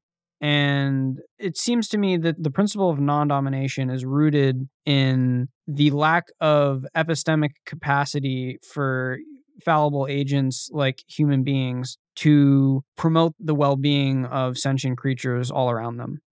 But in terms of what is physically, literally possible in the universe, it's possible for someone to know so much more about the well-being of conscious creatures than you and how much happier and how much more well-being you would be in if you only idealized in a certain way, that as we get deeper and deeper into the future, I have more and more skepticism about this principle of non-domination and non-subjugation. It seems very useful, important, and exactly like the thing that we need right now. But as we long reflect further and further and say really smart, really idealized beings develop more and more epistemic clarity on ethics and what is good and the nature of consciousness and how minds work and function in this universe, that I would probably submit myself to a Dyson sphere brain that was just like, well, Lucas, this is what you have to do. And I guess that's not subjugation, but I feel less and less moral qualms with the big Dyson sphere brain showing up to some early civilization like we are and then just telling them how they should do things, like a parent does with a child. I'm not sure if you have any reactions to this or how much it even really matters for anything we can do today. But I think it's potentially an important reflection on the motivations behind the principle of non-domination and non-subjugation and why it is that we really care about it. So I think that's true. I think that if you consent to something, then almost, I don't want to say by definition, that's definitely too strong, but it's very likely that you're not being dominated so long as you have sufficient information and you're not being coerced. I think the real question is, what if this thing showed up and you said, I don't consent to this, and the thing said, I don't care, it's in your best interest? Yeah, I'm defending that. That could be true in some kind of utilitarian consequentialist moral philosophy of that kind. And I guess my question is, do you find that unproblematic, or do you have this intuition that there's a further set of reasons you could draw upon which explain why the entity with greater authority doesn't actually have the right to impose these things on you? And I think that it may or may not be true. It probably is true that from the perspective of welfare, non-domination is good. But I also think that a lot of people who are concerned about pluralism and non-domination think that its value pertains to something which is quite different, which is human autonomy. and that has value because of the kind of creatures we are, with freedom of thought, a consciousness, a capacity to make our own decisions.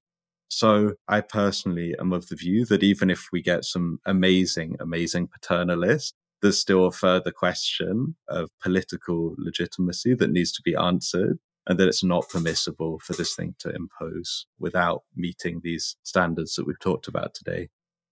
Sure. So, in the very least, I think I'm attempting to point towards the long reflection consisting of arguments like this. Like, we weren't participating in coercion before because we didn't really know what we're talking about, but now we know what we're talking about. And so, given our epistemic clarity, coercion makes more sense. It does seem problematic to me. And I think the interesting question is, what does time add to robust epistemic certainty? So it's quite likely that if you spend a long time thinking about something, at the end of it, you'll be like, okay, now I have more confidence in a proposition that was on the table when I started. But does that mean that it is actually substantively justified? And what are you going to say if you think you're substantively justified, but you can't actually justify it to other people who are reasonable, rational, and informed like you? It seems to me that even after 1,000 years, you'd still be taking a leap of faith of the kind that we've seen people take in the past with really, really devastating consequences. I don't think it's the case that ultimately there will be a moral theory that's settled and the confidence and the truth value of it is so high that the people who adhere to it have somehow gained the right to kind of run with it on behalf of humanity. Instead, I think that we have to proceed a small step at a time, possibly in perpetuity, and make sure that each one of these small decisions is subject to continuous negotiation, reflection, and democratic control. The long reflection, though, to me seems to be about questions like that, because you're taking a strong epistemological view on metaethics, and that there wouldn't be that kind of clarity that would emerge over time from minds far greater than our own. From my perspective, I just find the problem of suffering to be very, very, very compelling. Let's imagine we have the sphere of utilitarian expansion into the cosmos, and then there's the sphere of pluralistic, non-domination, democratic, virtue ethic, deontological based sphere of expansion. You can say run across planets at different stages of evolution. And here you have like a suffering hell planet. It's just wild animals born of Darwinian evolution. And they're just eating and murdering each other all the time and dying of disease and starvation and other things. And then maybe you have another planet, which is an early civilization, and there's just subjugation and misery and all these things. And these spheres of expansion would do completely different things to these planets. And we're entering super esoteric sci-fi space here. But again, it's, I think, instructive of the importance of something like a long reflection. It changes what is permissible and what will be done. And so I find it interesting and valuable, but I also agree with you about the one claim that you had earlier about it being unclear that we could actually pause the brakes and have 1,000-year philosophy convention. Yes. I mean, the one further thing I'd say, Lucas, is bearing in mind some of the earlier provisos we attached to the period before the long reflection. We were kind of gambling on the idea that there would be political legitimacy and consensus around things like the alleviation of needless suffering. So it is not necessarily that it is the case that everything would be up for grabs just because people have to agree upon it.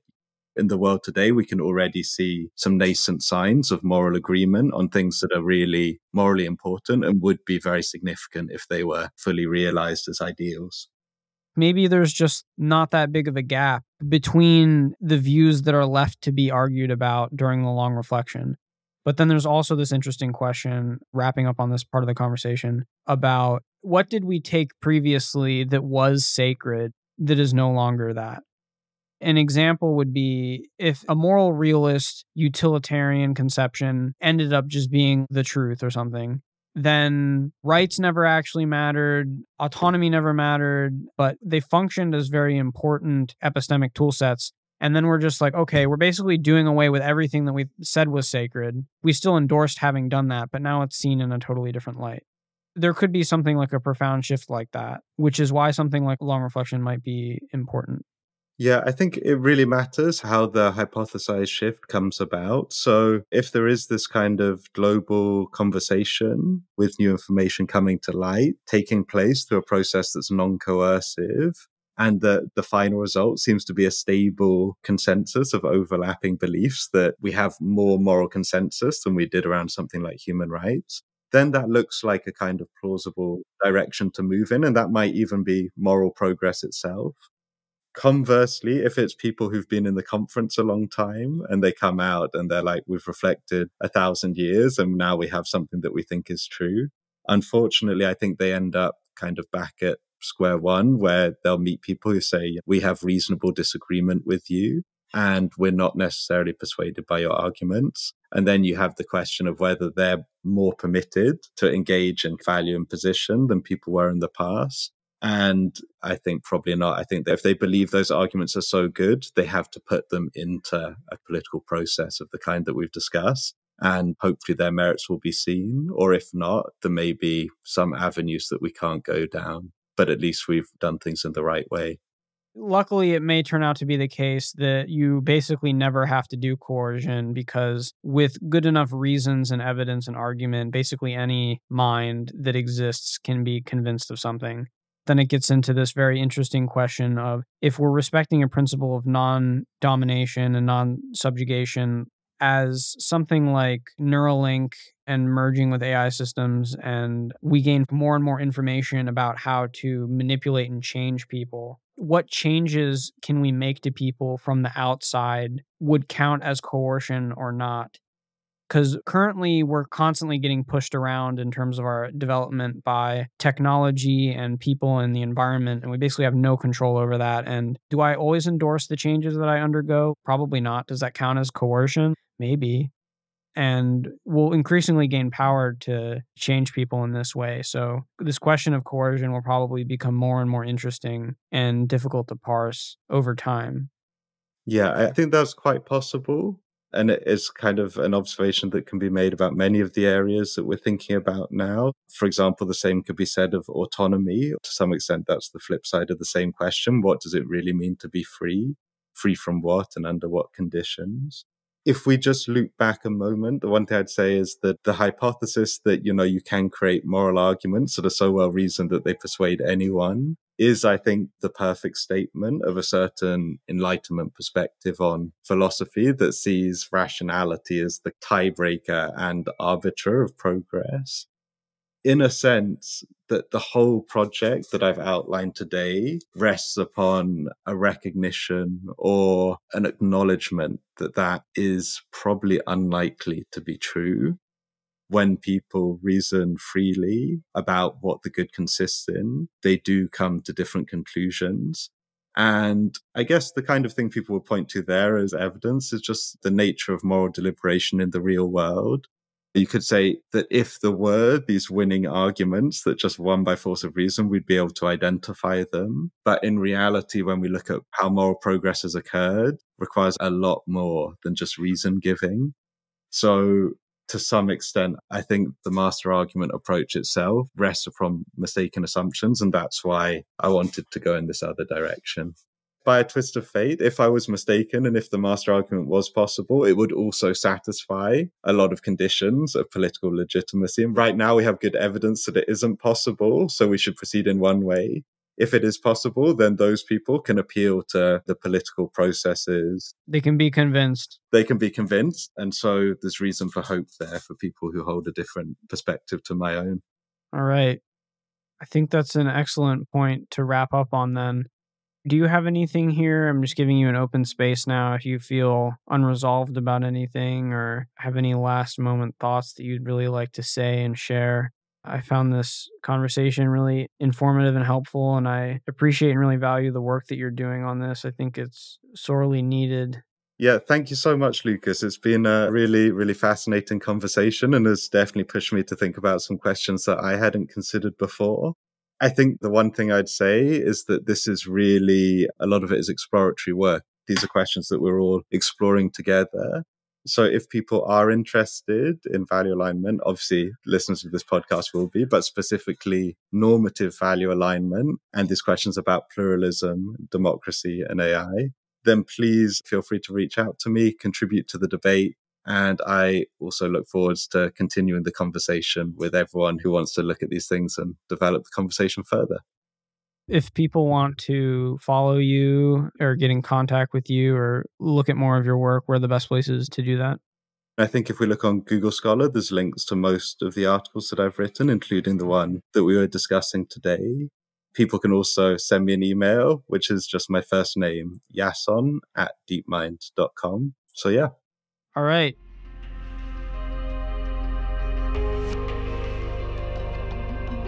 If you enjoyed this podcast, please subscribe, give it a like, or share it on your preferred social media platform. We'll be back again soon with another episode in the AI Alignment series.